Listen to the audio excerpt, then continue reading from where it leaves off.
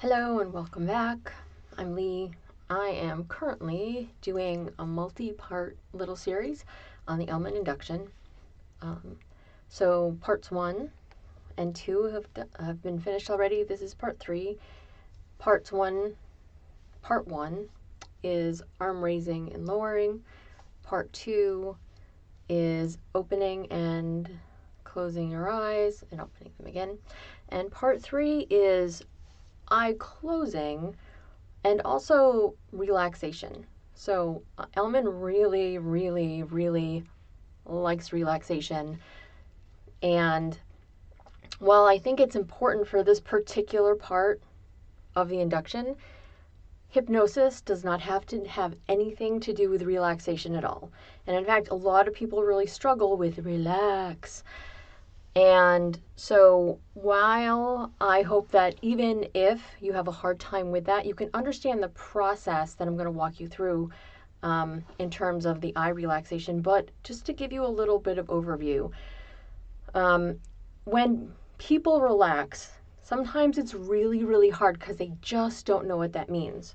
And so in order to get them to understand what that means and understand how that might be something that they can feel, understand, know, and realize, I tell them to take their hand. Mine is in a fist, but I'm not clenching it, but you can clench it. You can make it tighter. You can see the veins and the muscles in my arms, the tendons, everything getting tighter and tighter.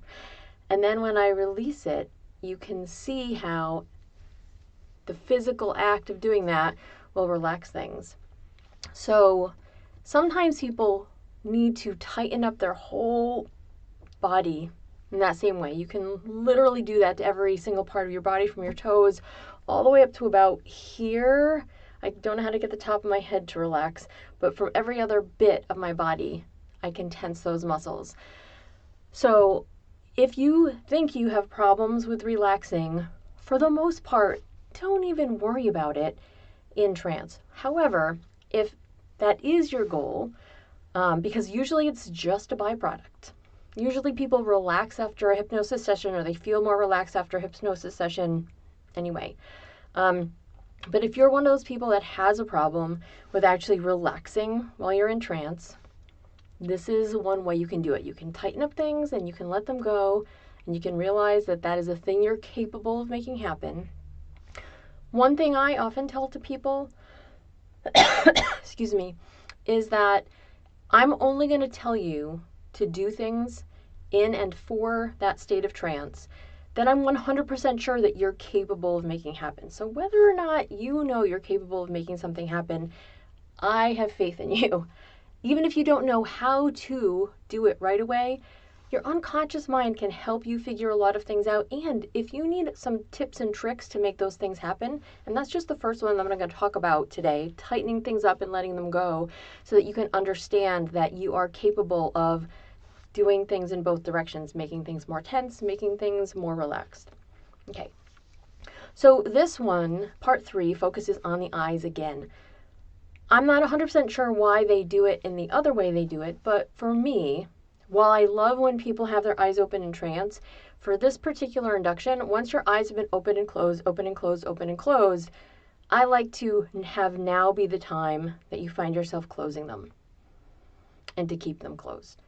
Other people's, other people may have different interests on that, and that's fine. I just find that this feels best for me as a natural progression, so that's what I do. So I'm going to ask you to close your eyes. And as you close your eyes, I'm going to ask you to let all the muscles around your eyes relax as much as you can possibly let them now. If you have to tighten your eyes up, you can do this, right? Make a funny face and then let it go. And as you do that, you might notice strange lights or textures or colors or whatever behind your eyelids, but you can feel the tightness and then you can feel that relaxing.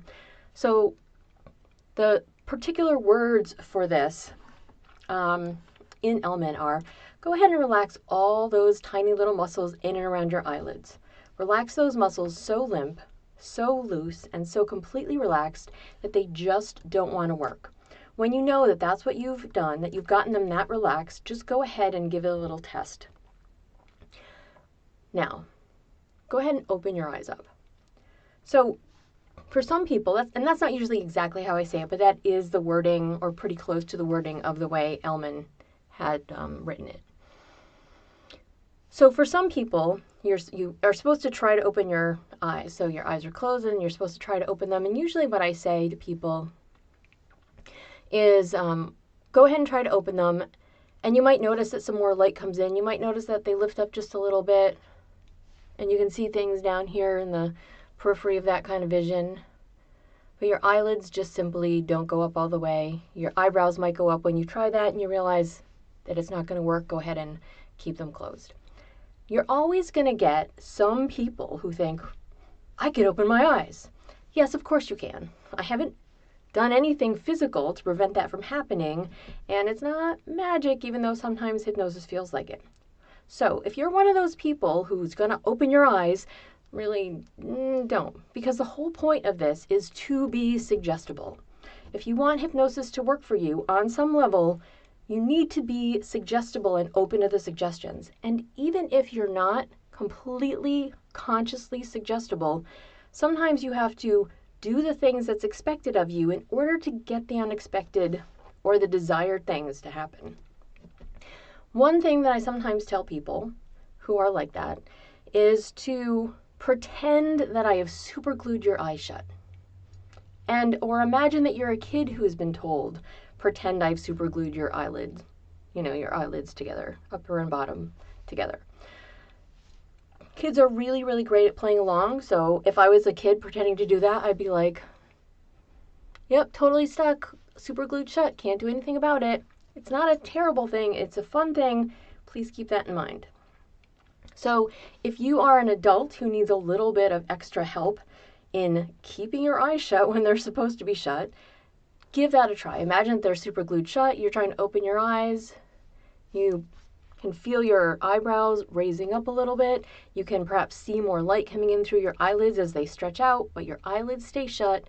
Let that happen. So first of all, when you close your eyes and you're feeling that state of relaxation, you try to open your eyes and you realize that they're going to stay shut because that's what's expected and that's what we want to do and that's what you're trying to show me that you can do, or whoever your hypnotist is. So once you've tested that and they stay shut, stop trying. And then you can really let that relaxation just go. And perhaps if you find yourself doing that right now, you can imagine that every single part of you begins to feel that like a little ripple effect all down your body. That relaxation can just spread. Maybe you can feel it all the way around the back of your head, first to your ears and the back of your head, down your neck, your shoulders, down your arms, to your fingers, down your torso, your stomach, your hips, legs and knees, heels, toes. However you find yourself doing it, let that happen as fully as you can, even if the hypnotist is talking very quickly, because sometimes as a hypnotist, I rattle on very quickly. Please note that this process can continue while the rest of the session goes on, okay? So this is how things are to this moment in time. So you've raised and lowered your arm, you have opened and closed your eyes in response to the hand dropping in front of them, and then you've been asked to close your eyes, to let all the tiny little muscles around your eyes simply relax. To let them relax so much so that even if you were to try to open them, you would simply be unable to. And when you find yourself trying to open your eyes and being unable to do so, then stop trying and let that relaxation flow to the rest of your body. I'm going to talk about the word try right now before I finish this off, because in hypnotic terms, the word try means fail. So if I were to be standing next to a chair and I were to try to sit down on it, I would not be sitting down on the chair. I would try to sit down on the chair, I couldn't do it. Your unconscious mind can hear that word. There are two kinds of tries: to try something out, to do a new thing. That is actually to do it, though. And so this try means to try to do something, to fail to do it, and then to accept that and to just move on.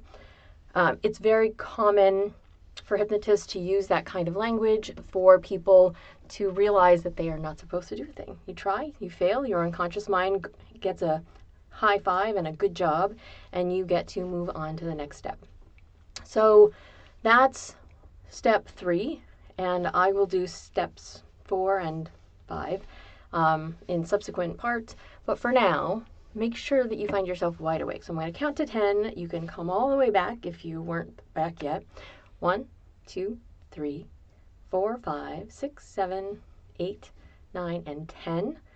So the next part of this that I'm going to give you a little sneak preview for is counting backward from 100 out loud. So you can look forward to that in part 4. Thank you for watching, for listening, for participating. I really like when people leave me comments on what they're doing when I talk about these things. I like knowing what else you might want to hear and or see, and I appreciate it when you subscribe and when you find yourself listening to my other works. So thank you so very much, and